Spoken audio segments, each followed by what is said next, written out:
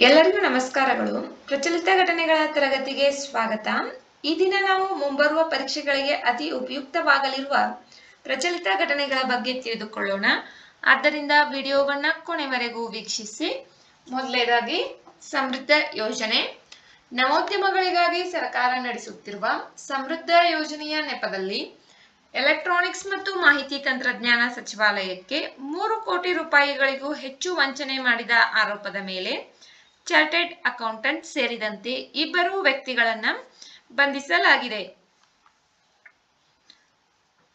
ಉತ್ಪನ್ನ ನಾವೀನ್ಯತೆ ಅಭಿವೃದ್ಧಿ ಮತ್ತು ಬೆಳವಣಿಗೆಗಾಗಿ ಮೈಟಿ ಸ್ಟಾರ್ಟ್ಅಪ್ ಆಕ್ಸಲರೇಟರ್ ಎಂಬುದು ರಾಷ್ಟ್ರೀಯ ಸಾಫ್ಟ್ವೇರ್ ಉತ್ಪನ್ನಗಳ ನೀತಿ 2019ರ ಅಡಿಯಲ್ಲಿ ಸ್ಟಾರ್ಟ್ಅಪ್ ವೇಗವರ್ಧನೆಗಾಗಿ ಎಲೆಕ್ಟ್ರಾನಿಕ್ಸ್ ಮತ್ತು ಐಟಿ ಸಚಿವಾಲಯದ ಒಂದು ಪ್ರಮುಖ ಕಾರ್ಯವಾಗಿದೆ.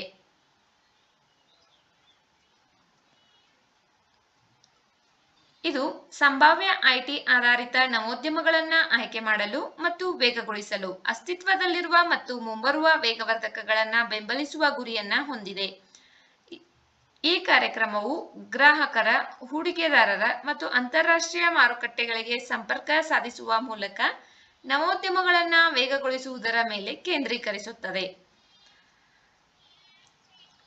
ಈ ಯೋಜನೆಯನ್ನು mighty startup hub MSH, digital India corporation DIC ಅನುಷ್ಠಾನಗೊಳಿಸುತ್ತಿವೆ. ನೆಕ್ಸ್ಟ್, ಆಯುರ್ವೇದ ದಿನ.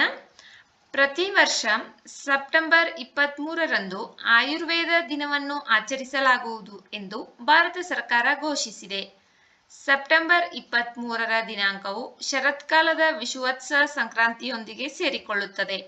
ಆಗ ಹಗಲು ಮತ್ತು ರಾತ್ರಿ ಬಹುತೇಕ ಸಮಾನವಾಗಿರುತ್ತದೆ. ಈ ಘಟನೆಯು ಪ್ರಕೃತಿಯಲ್ಲಿ ಸಮತೋಲನವನ್ನ ಪ್ರತಿನಿಧಿಸುತ್ತದೆ. ದೇಹ, ಮನಸ್ಸು ಮತ್ತು ಆತ್ಮದ ನಡುವಿನ ಸಮತೋಲನದ ಆಯುರ್ವೇದ ತತ್ವಕ್ಕೆ ಅನುಗುಣವಾಗಿದೆ. ಕಾಸ್ಮಿಕ್ ಸಮತೋಲನದ ಸಂಕೇತವು ಆಯುರ್ವೇದದ ಸಮಗ್ರ ತತ್ವಶಾಸ್ತ್ರವನ್ನ ಬೆಂಬಲಿಸುತ್ತದೆ. ವಿಷುವತ್ ಸಂಕ್ರಾಂತಿಯನ್ನು ನೈಸರ್ಗಿಕ ಸಾಮರಸ್ಯ ಮತ್ತು ಆರೋಗ್ಯಕ್ಕೆ ಪ್ರಬಲ ರೂಪಕವನ್ನಾಗಿ ಮಾಡುತ್ತದೆ. ಆಯುರ್ವೇದ ಎಂಬ ಪದವು ಆಯು ಮತ್ತು ವೇದ ಎಂಬ ಪದಗಳಿಂದ ಬಂದಿದೆ. ಆಯು ಎಂದರೆ ಜೀವನ, ವೇದ ಎಂದರೆ ಜ್ಞಾನ. ಆಯುರ್ವೇದ ಇದರ ಅರ್ಥ ಜೀವನದ ವಿಜ್ಞಾನ. ಆಯುರ್ವೇದವು ಎಲ್ಲಾ ರೀತಿಯ ಜೀವನವನ್ನ ನಿರ್ವಹಿಸುತ್ತದೆ. ನರ ಆಯುರ್ವೇದ ಮಾನವ ಜೀವನ ಮತ್ತು ಆರೋಗ್ಯದ ಮೇಲೆ ಕೇಂದ್ರೀಕೃತವಾಗಿದೆ. ಸತ್ವ ಆಯುರ್ವೇದ ಪ್ರಾಣಿಗಳ ಆರೋಗ್ಯ ಮತ್ತು ರೋಗಗಳ ಬಗ್ಗೆ ವ್ಯವಹರಿಸುತ್ತದೆ. ವೃಕ್ಷ ಆಯುರ್ವೇದ ಸಸ್ಯಗಳ ಬೆಳವಣಿಗೆ, ಆರೋಗ್ಯ ಮತ್ತು ರೋಗಗಳ ಮೇಲೆ ಕೇಂದ್ರೀಕರಿಸುತ್ತದೆ. ಆಯುರ್ವೇದವು ಕೇವಲ ಒಂದು ಔಷಧ ಪದ್ಧತಿಯಲ್ಲ, ಬದಲಾಗಿ ಸಕಾರಾತ್ಮಕ ಆರೋಗ್ಯ ಮತ್ತು ಆಧ್ಯಾತ್ಮಿಕ ಬೆಳವಣಿಗೆಯನ್ನು ಗುರಿಯಾಗಿಟ್ಟುಕೊಂಡು ಬದುಕುವ ತತ್ವಶಾಸ್ತ್ರವೂ ಆಗಿದೆ. ಆಯುರ್ವೇದವು ತಡೆಗಟ್ಟುವ ಮತ್ತು ಗುಣಪಡಿಸುವ ಅಂಶಗಳನ್ನು ಹೊಂದಿದ್ದು, ವೈಯಕ್ತಿಕ, ಹವಾಮಾನ ಮತ್ತು ಪರಿಸರ ಅಗತ್ಯಗಳಿಗೆ ಅನುಗುಣವಾಗಿ ಚಿಕಿತ್ಸೆಗಳನ್ನು ಹೊಂದಿದೆ. 1971ರ ಭಾರತೀಯ ವೈದ್ಯಕೀಯ ಮಂಡಳಿ ಕಾಯ್ದೆಯು Indian medical council act of 1971 Ayurveda, Unani ಮತ್ತು ಸಿದ್ಧ ವ್ಯವಸ್ಥೆಗಳನ್ನು ನಿಯಂತ್ರಿಸುತ್ತದೆ. ಆಯುರ್ವೇದವು ತ್ರಿದೋಷ ಸಿದ್ಧಾಂತದ ಪರಿಕಲ್ಪನೆಯನ್ನ ಆಧರಿಸಿದೆ. ವಾತ, ಪಿತ್ತ, ಕಫ. ವಾತ ಗಾಳಿ ಮತ್ತು ಆಕಾಶ, ಪಿತ್ತ ಬೆಂಕಿ ಮತ್ತು ನೀರು, ಕಫ ನೀರು ಮತ್ತು ಭೂಮಿ. ರಸ, ರಕ್ತ, ಮಾಂಸ, ಮೇದ, ಅಸ್ಥಿ, ಮಜ್ಜ ಮತ್ತು ಶುಕ್ರ 7 ದೇಹದ ಅಂಗಾಂಶಗಳನ್ನ ಹೊಂದಿದೆ. ತ್ಯಾಜ್ಯ ಉತ್ಪನ್ನಗಳು ಮಲ, ಮೂತ್ರ, ಸ್ವಿದ. ಸ್ವಿದ ಅಂದರೆ ಬೆವರು. ಆರೋಗ್ಯ ಎಂದರೆ ಈ ದೋಷಗಳು, ಧಾತುಗಳು ಮತ್ತು ಮಲಗಳ ಸಮತೋಲಿತ ಸ್ಥಿತಿ ಎಂದು ವ್ಯಾಖ್ಯಾನಿಸಲಾಗಿದೆ. ಸೆಪ್ಟೆಂಬರ್ 23ರನ್ನ ಆಯುರ್ವೇದ ದಿನವೆಂದು ಆಚರಿಸಲಾಗುವುದೆಂದು ಭಾರತ ಸರ್ಕಾರ ಇತ್ತೀಚೆಗೆ ಘೋಷಿಸಿದೆ. ಸೆಪ್ಟೆಂಬರ್ 23ರಂದು ಶರತ್ಕಾಲದ ವಿಷುವತ್ ಸಂಕ್ರಾಂತಿಯೊಂದಿಗೆ ಸೇರಿಕೊಳ್ಳುತ್ತದೆ. ಆಗ ಹಗಲು ಮತ್ತು ರಾತ್ರಿ ಬಹುತೇಕ ಸಮಾನವಾಗಿರುತ್ತದೆ. ಆದ್ದರಿಂದ ಸೆಪ್ಟೆಂಬರ್ 23ರನ್ನ ಆಯುರ್ವೇದ ದಿನವೆಂದು ಆಚರಿಸಲು ಕೇಂದ್ರ ಸರ್ಕಾರ ಘೋಷಿಸಿದೆ. ಆಯುರ್ವೇದದ ಅರ್ಥ ಜೀವನದ ವಿಜ್ಞಾನ. ನೆಕ್ಸ್ಟ್ ಆಫ್ರಿಕಾದ ಬಿಳಿ ಬುಡಕಟ್ಟು. ಆಫ್ರಿಕಾನರ್ ಇತ್ತೀಚೆಗೆ ಅಮೆರಿಕದ ಉಪ ವಿದೇಶಾಂಗ ಕಾರ್ಯದರ್ಶಿಯವರು ಆಫ್ರಿಕಾನರ್ ನಿರಾಶ್ರಿತರ ಮೊದಲ ಗುಂಪನ್ನು ಅಮೆರಿಕಕ್ಕೆ ಸ್ವಾಗತಿಸಿದರು. ಆಫ್ರಿಕಾನರ್ ದಕ್ಷಿಣ ಆಫ್ರಿಕಾಕ್ಕೆ ಸ್ಥಳೀಯವಾಗಿರುವ ಬಿಳಿ ಜನಾಂಗೀಯ ಗುಂಪಾಗಿದ್ದು 17ನೇ ಶತಮಾನದಿಂದ ಅವರ ಆಳವಾದ ಬೇರೂರಿರುವ ಐತಿಹಾಸಿಕ ಉಪಸ್ಥಿತಿಯಿಂದಾಗಿ ಅವರನ್ನು ಆಫ್ರಿಕಾದ ಬಿಳಿ ಬುಡಕಟ್ಟು ಎಂದು ಕರೆಯಲಾಗುತ್ತದೆ.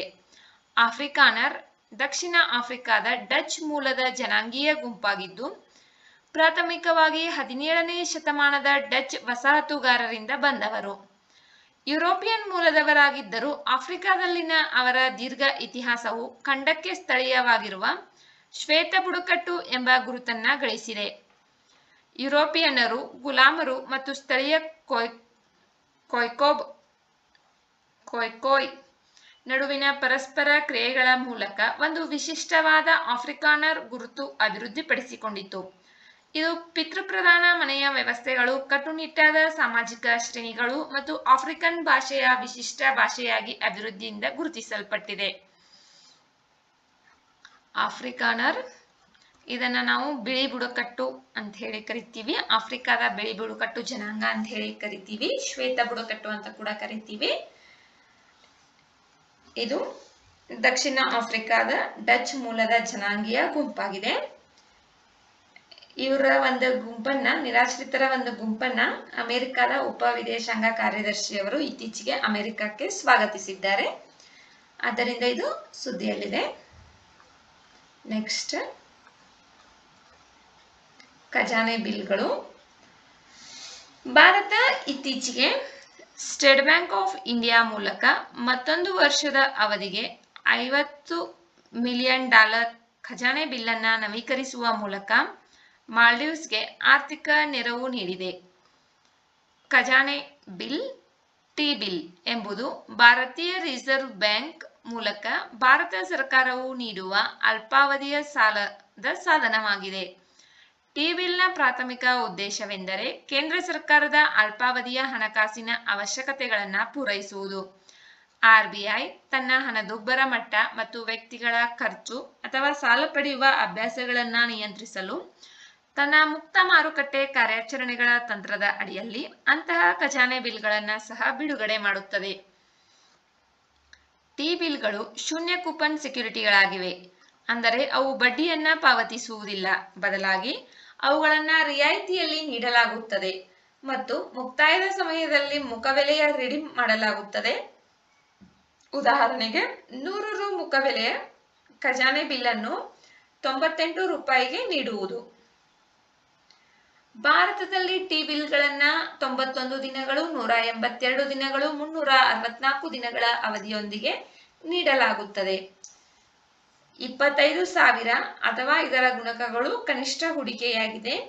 ಟಿ ಬಿಲ್ಗಳನ್ನು ಆರ್ಬಿಐ ನಿಯಮಿತವಾಗಿ ಹರಾಜು ನಡೆಸುವ ಮೂಲಕ ನೀಡಲಾಗುತ್ತದೆ. ಹರಾಜುಗಳನ್ನು ಆರ್ಬಿಐನ ಇ-ಕವರ್ ಎಂಬ ಎಲೆಕ್ಟ್ರಾನಿಕ್ಸ್ ಪ್ಲಾಟ್ಫಾರ್ಮ್ನಲ್ಲಿ ನೀಡಲಾಗುತ್ತದೆ. ಭಾರತದಲ್ಲಿ ನೋಂದಾಯಿತ ಯಾವುದೇ ಸಂಸ್ಥೆ, ಬ್ಯಾಂಕ್ಗಳು, ಹಣಕಾಸು ಸಂಸ್ಥೆಗಳು, ಪ್ರಾಥಮಿಕ ವಿತರಕರು, ಕಾರ್ಪೊರೇಟ್ ಸಂಸ್ಥೆಗಳು, ಮ್ಯೂಚುವಲ್ ಫಂಡ್ಗಳು, ರಾಜ್ಯ ಸರ್ಕಾರಗಳು, ಟ್ರಸ್ಟ್ಗಳು ಮತ್ತು ಪ್ರಾಥಮಿಕ ಮತ್ತು ದ್ವಿತೀಯ ಮಾರುಕಟ್ಟೆಗಳಲ್ಲಿರುವ ವ್ಯಕ್ತಿಗಳು ಸಹ ಟಿ ಬಿಲ್ಗಳನ್ನು ಖರೀದಿಸಬಹುದು. ಖಜಾನೆ ಬಿಲ್ ಇತ್ತೀಚೆಗೆ ಭಾರತ ಸರ್ಕಾರ ಸ್ಟೇಟ್ ಬ್ಯಾಂಕ್ ಆಫ್ ಇಂಡಿಯಾ ಮೂಲಕ 1 ವರ್ಷದ ಅವಧಿಗೆ $50 ಮಿಲಿಯನ್ ಖಜಾನೆ ಬಿಲ್ಲನ್ನು ನವೀಕರಿಸುವ ಮೂಲಕ ಮಾಲ್ಡೀವ್ಸ್ಗೆ ಆರ್ಥಿಕ ನೆರವನ್ನ ನೀಡಿದೆ.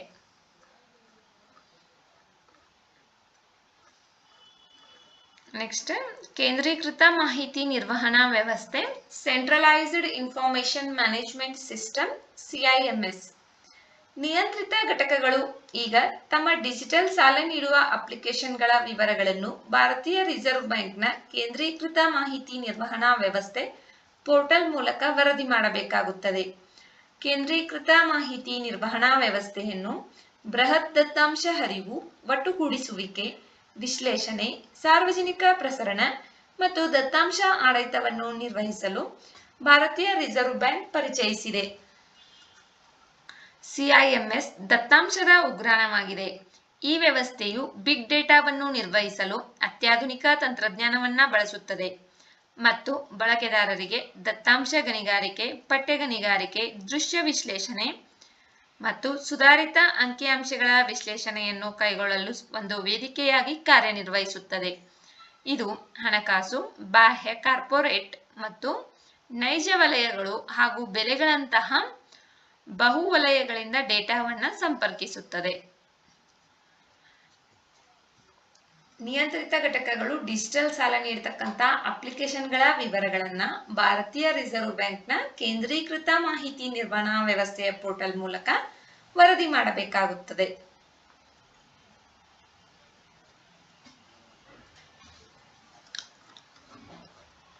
ನೆಕ್ಸ್ಟ್,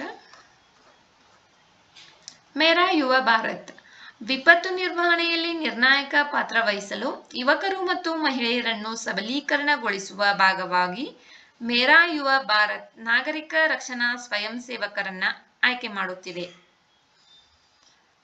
ನಾಗರಿಕ ರಕ್ಷಣಾ ಸ್ವಯಂ ಸೇವಕರನ್ನು ನಗರಗಳಲ್ಲಿ ಆಸ್ಪತ್ರೆ ನಿರ್ವಹಣೆ, ಅಗ್ನಿಶಾಮಕ ಸೇವೆ, ಪೊಲೀಸ್ ಮತ್ತು ಸಂಚಾರ ನಿರ್ವಹಣೆಗೆ ಸಹಾಯ ಮಾಡಲು ನಾಗರಿಕ ರಕ್ಷಣಾ ಸ್ವಯಂ ಸೇವಕರ ಸೇವೆಗಳನ್ನು ಬಳಸಿಕೊಳ್ಳಲಾಗುತ್ತದೆ.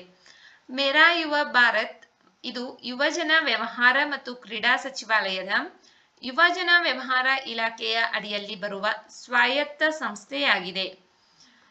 ಇದು ಭಾರತದ ಯುವಕರಿಗೆ ಸೇವೆ ಸಲ್ಲಿಸುತ್ತದೆ ಮತ್ತು ಯುವ ಅಭಿವೃದ್ಧಿ ಮತ್ತು ಯುವ ನೇತೃತ್ವದ ಅಭಿವೃದ್ಧಿಗಾಗಿ ತಂತ್ರಜ್ಞಾನದಿಂದ ನಡೆಸಲ್ಪಡುವ ಒಂದು ವ್ಯಾಪಕವಾದ ಸಕ್ರಿಯಗೊಳಿಸುವ ಕಾರ್ಯವಿಧಾನವಾಗಿದೆ.